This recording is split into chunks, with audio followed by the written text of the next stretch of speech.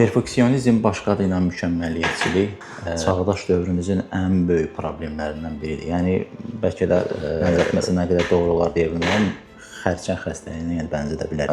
Ağır halları varsa əgər bu kliniki bir xəstəlikdir. Yəni çox ağır hallarda dərman müalicəsi və psixoterapiya lazım olur. Sadəcə bunu yadda saxlamanızı istəyirəm. 80% normalda, yəni riyazi olaraq baxsaq biz 100%, 80%-dən böyükdir. Düzdürmü? Sadə bilmən. Riyazi olaraq belə.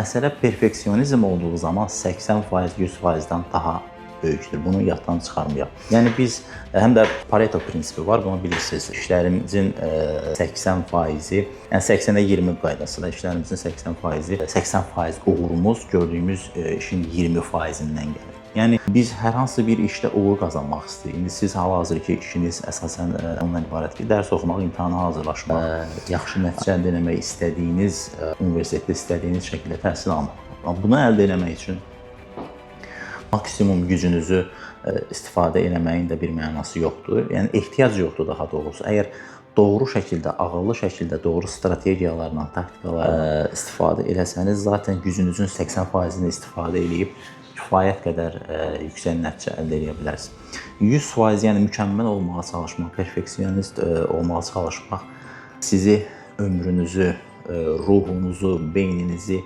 yəni tükədəcək bir çox ciddi bir halda ciddi bir xəstəlikdir demək olar.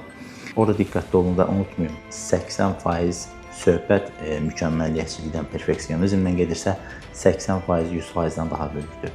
Buna aid təbii ki, daha geniş videom olacaq, orada daha detallı və ətraflı şəkildə izah edəcəm. Görüşənə dək unutmayın, uğur təsadüf deyil, seçimdir.